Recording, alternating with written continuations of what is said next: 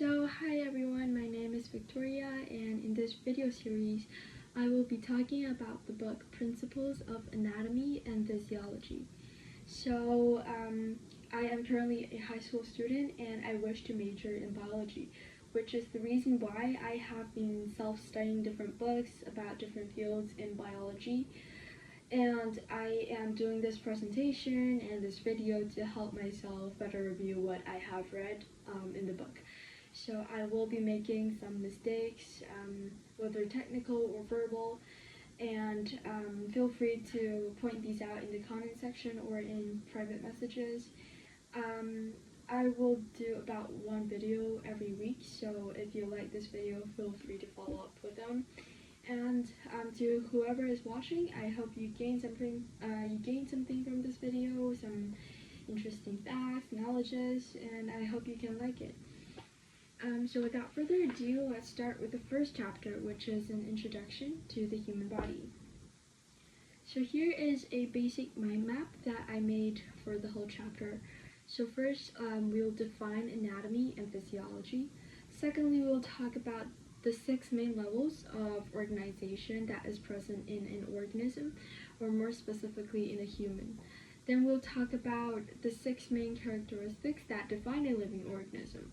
Next, we'll mention homeostasis, so what it is, some patterns and systems of homeostasis, and I will be giving some examples. Next, we'll delve into anatomy, and to prepare for the rest of this book, we'll talk about some common terminology that is used, as well as some body cavities that you might want to be familiar with. And lastly, we will briefly mention aging and its relationship with homeostasis. So first, from the name of the book, Anatomy and Physiology, what is the difference between the two? So mainly, anatomy is focusing on the physical structure, and physiology is talking about the function. So the relationship between the two is that the structure often reflects the function. So we have our hands in a way that better help our hands grasp things or do things that they're supposed to do. So this is the basic definition of anatomy and physiology. Next, there are 6 main levels of organization. So first, here is a graph that I think would be really helpful to understand the relationship between the 6 levels. On the chemical level, we know that all things are made of atoms and molecules. So some of the most important elements that we talk about, especially in organic chemistry, include carbon, hydrogen, oxygen, nitrogen, and phosphorus. And these are the main atoms as well as elements that are making up our bodies. So an example of the molecules that these elements make is DNA, which we are all really familiar with. It stores our genetic information. So all of these atoms and molecules make up our basic cells. So we have a lot of different types of cells that we will be discussing in the following chapters. And a group of cells with similar functions make a tissue. So there are 4 main types of tissues, which include the epithelial tissue, the connective tissue, the muscular tissue, as well as the nervous tissue. So we will talk about each one of these in later chapters, but this is helpful to know as well as memorize. So when we have multiple tissues that might be of slightly different functions working together to achieve a same goal, we call that an organ. So the example I gave here is the stomach, and it is made of both epithelial tissue, some smooth tissue, as well as connective tissue. And then different organs also work together to form organ systems. So here we see the digestive system includes your mouth for chewing, your salivary glands, which secrete saliva, obviously. We have our pharynx for swallowing, your esophagus, which leads to your stomach. And we also have organs like the liver, the gallbladder, to secrete chemicals to help us better digest the food we eat. And lastly, we have the small intestine, the large intestine, for absorbing different molecules. So these organs all work together contributing differently for the common function of digesting food and absorbing the nutrients. So in total, we have 11 different body systems, which are the integumentary system, the skeletal system, the muscular system, the nervous system, the endocrine system, the cardiovascular system, the lymphatic system, the respiratory system, the digestive system, the urinary system, and lastly, the reproductive system. So in this book, we'll go over each system in detail and explain their cellular levels, their tissue levels, as well as the organ levels of organization. And lastly, with all of these organ systems combined together, we form a complete organism, which is in this case a complete human body. So these 6 levels of organization applies to all living organisms in general. So it is quite obvious that we human beings conceptualize ourselves as living organisms. But this leads to the question, what distinguishes living from unliving? So here are the 6 main characteristics that define a living organism. First is metabolism, which is, we can understand it as chemical reactions. This can be divided into anabolism, which is building up or forming molecules, and catabolism, which is breaking down molecules, such as in the process of digesting food. The second life process that humans perform is responsiveness, or reacting to stimuli that can be both in an internal environment, which is inside our bodies, or an external environment. So one example is pulling your hands away from hot surfaces that you touched. So this is an example of responding to an external environment. So thirdly, we have movement. This can be cellular movement, but also movement on a whole body level, such as what I'm doing now with my hands. Firstly, fourth, we have growth. So this can be both increases in cell number or increases in the size of the cell, or maybe extracellular materials. So growth allows us to mature from a baby into a full adult. In fifth place, we have differentiation. So when we talk about differentiation, we often mention stem cells, and stem cells they can specialize into different cells that have really specialized functions, and this is also an irreversible process. So differentiation allows different cells to better complete their functions and help us to be such complicated organisms that we are. And the last characteristic of living organisms that we have here is reproduction, which is the ability to form new cells or even a new species. So this is how we have new babies. So now let's talk a little bit about homeostasis. So homeostasis is basically the body's ability to maintain a stable internal environment, even when our external conditions are changing. So for example, our body temperature is always pretty stable, around 36 to 37 degrees, even though the outside temperature might be fluctuating a lot. This helps us a lot with our survival and making all the cells comfortable with their environment. So first of all, let's just briefly mention some body fluids that we have, which we can understand as the solvent of all the things in our body. There are intracellular fluids, which are inside of the cells, as well as extracellular fluids, which are outside of the cells. This may include interstitial fluids, plasma, which is our blood, the lymph, the cerebrospinal fluid, among others. So extracellular fluid, or the ECF, is more commonly known as, it is more commonly conceptualized as the internal environment of the body. And how do we maintain homeostasis? So this is mainly through feedback systems. So first, a receptor detects a change. For example, a temperature sensor looks at the temperature of our body. Then it sends the signal to a control center, which processes the information and decides how to respond. So for example, this can be our brain. After this processing, the control center sends a signal to our effector, which carries out a response. So this response might be muscles shivering to generate heat when our body temperature is too low.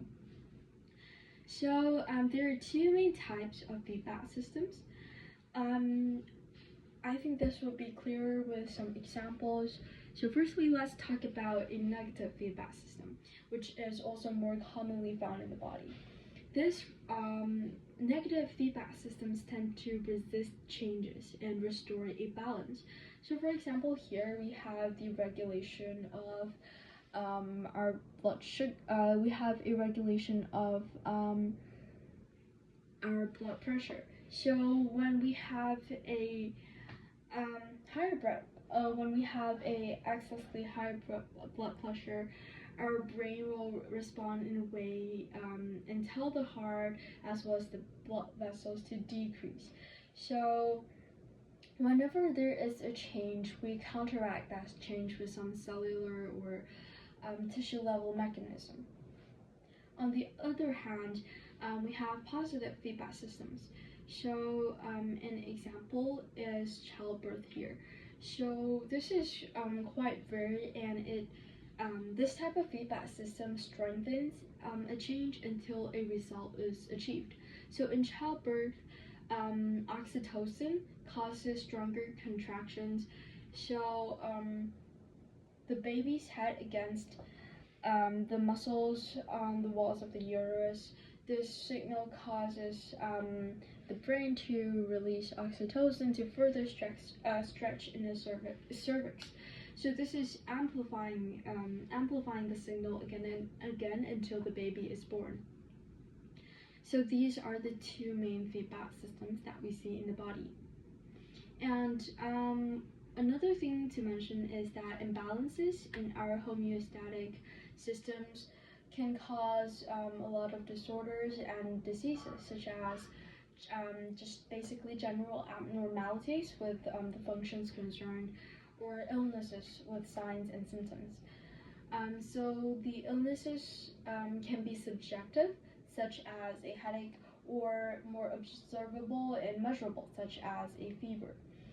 And if homeotic balance is not restored, this can lead to tissue or organ failure, which in severe cases might lead to potential death.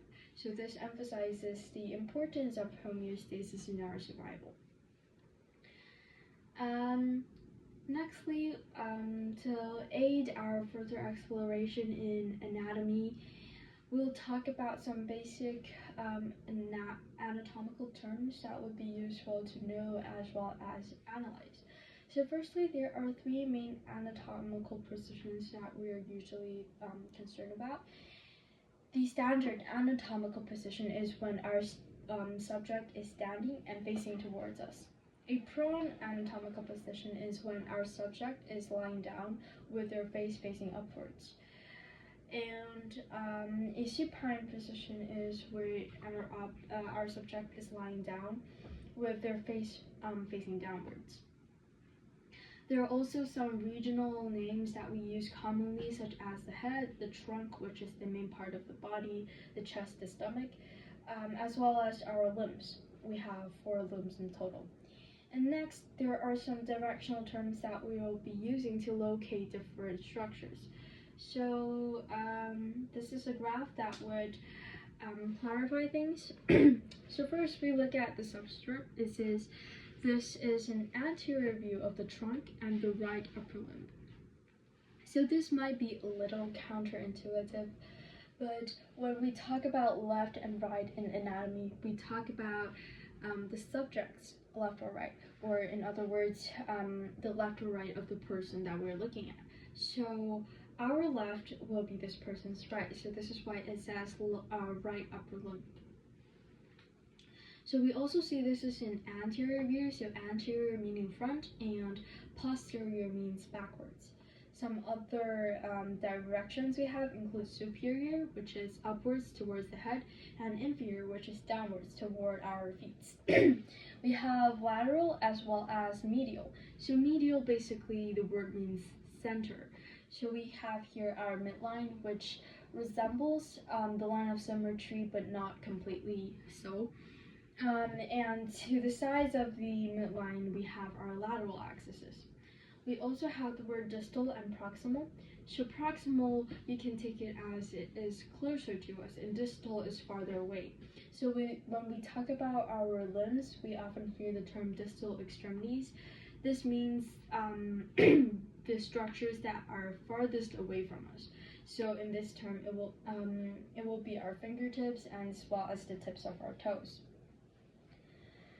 So these are some directional terms that we often use. Next, let's look at some planes and sections.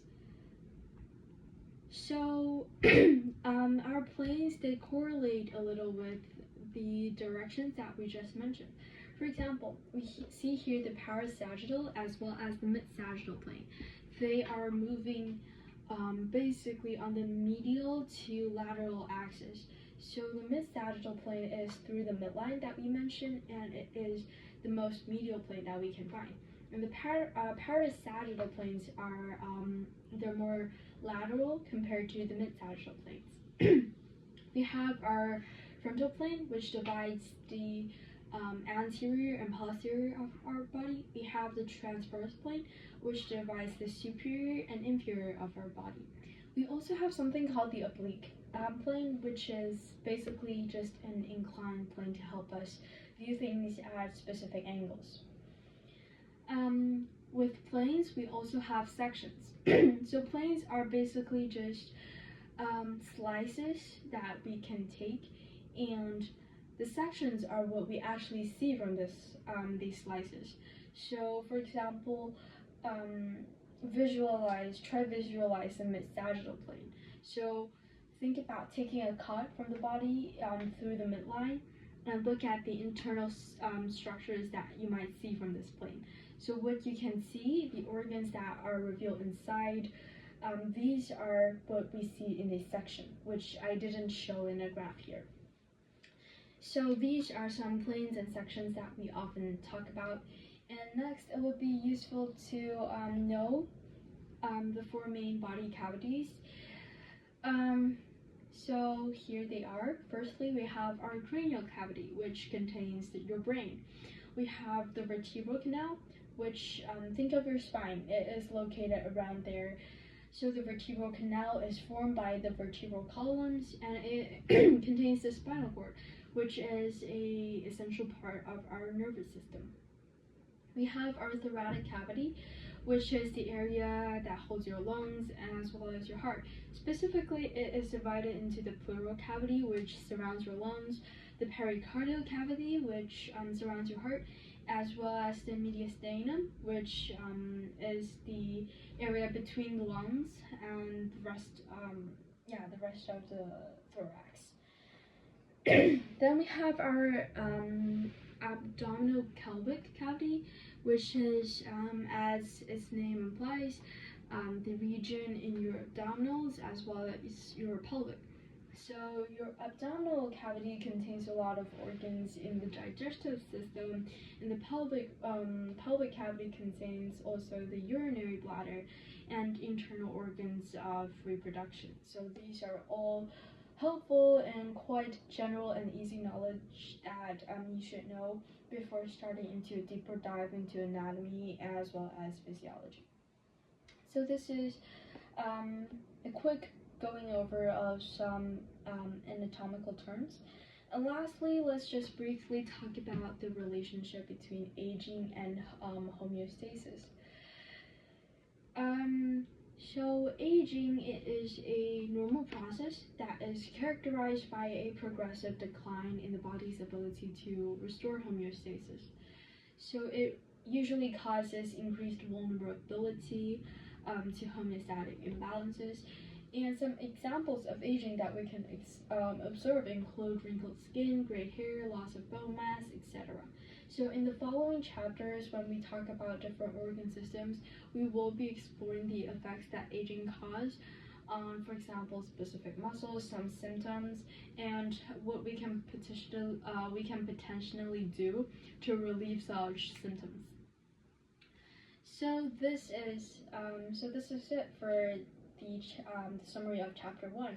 And again, here is the mind map again. We talked about the difference between anatomy, which is structure, and physiology, which is function. We looked at the 6 levels of organizations that we see in an organism. We saw the 6 life processes that living organisms carry out.